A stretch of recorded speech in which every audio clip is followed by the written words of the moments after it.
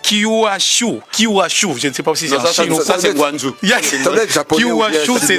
Kyushu, c'est plus de 500 millions. C'est quand même beaucoup de gens. Il y a quand même Pinterest aussi. Entendu parler de Pinterest, 450 millions. Twitter, 450 millions. Reddit, 430 millions. Dans les Guangzhou là, c'est plus que Twitter. Il y a finalement même le Quora. Non, ça c'est pas vrai, Antoine. Je connais Quora, je connais. You regarde Quora. Alors, imaginez-vous la régulation de tous ces réseaux sociaux. C'est un travail fastidieux. C'est une industrie. Est-ce que ça ne dépend pas de pays en pays, de chaque gouvernement, de voir est-ce qu'il y a moyen. Bon, ce que vous avez dit, c'est fondamental, Roger Montour. Une fois j'étais en Chine, le Facebook que nous utilisons, en Chine, ça n'entre pas. Non. Ça fonctionne. Ils ont leur Facebook à eux. C'est la régulation. Oui. Ah bon? Et la Chine ne laisse pas que ces informations soient utilisées par n'importe qui. Mais alors quand les États-Unis veulent dire non, TikTok, vous voyez, tout le monde panique là. Voyez un peu. C'est un débat. Je te dire aussi, à Dubaï, par exemple, WhatsApp, tu ne peux pas faire des appels. Tu vois les appels comme on fait sur WhatsApp, tu ne le fais pas.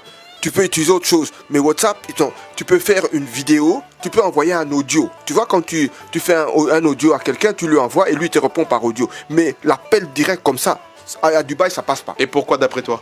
Contrôle. Le contrôle.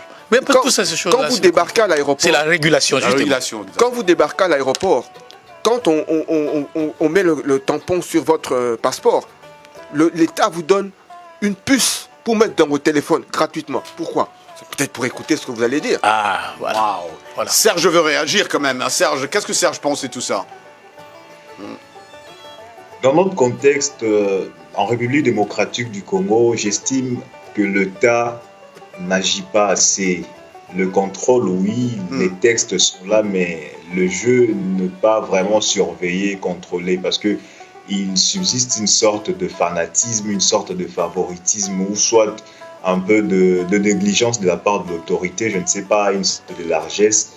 Le jour où l'État va prendre en main ses responsabilités, de sanctionner sévèrement que les journalistes, ce que M. Antoine Roger, Antoine Bolamba parlait, journalistes engagés, font, c'est pratiquement des incitations et des déclarations qui sont parfois gratuites, mais l'État a vraiment cette lourde responsabilité, une fois de plus, de pouvoir encadrer la régulation, d'encadrer plutôt l'usage des médias sociaux dans ces contextes. Et nous n'avons qu'à voir les différents messages qui sont déjà diffusés au niveau de banderoles, au niveau de pancartes des différents candidats.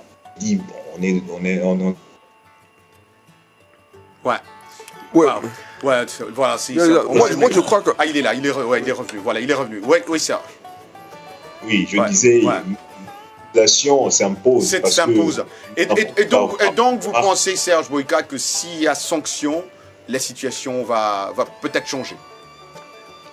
Effectivement, si l'État enlève un peu cette part de largesse qui dégage pour les uns et de fermeté pour les autres, moi je pense qu'il y aura un changement de comportement. De la mentalité et de la perception du développement du pays. Nous n'avons qu'à voir les messages qui sont diffusés au niveau des différentes banderoles affichées ici et là. Ouais. Vous sentez un peu de la superficialité pour ce qui concerne les questions tant épineuses que sont les élections. Les élections, et oui, en parlant de ce que Serge est en train de dire, Antoine Roger Bolamba, il y a aussi ce côté de tribalisme où certains utilisent ces réseaux sociaux pour...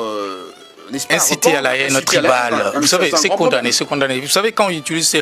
D'ailleurs, tout message placé dans un média, en tout cas, vous pouvez inciter à la haine, off the record, vous n'aurez pas de problème. Mais dès que vous l'amenez dans les médias, que ce soit les réseaux sociaux, c'est condamnable et c'est contrôlable. Mais ce que j'ai vu notre ami a abordé, il est allé même... Oui. Il est allé dans des banderoles, dans des affiches. Malheureusement, mon frère, en République démocratique du Congo, le CESAC n'arrive pas encore à contrôler ces médias-là. Pourquoi pas? Oui, non, par manque de moyens. Je ne sais pas si les choses ont évolué. Peut-être. Oui, à notre époque, ou bien même jusqu'à présent, je crois, à preuve du contraire, on dirait le CESAC ne régule que les télévisions, dans les médias traditionnels. La télévision, la radio et la presse écrite. Et pour les réseaux sociaux, je ne sais même pas encore. Mais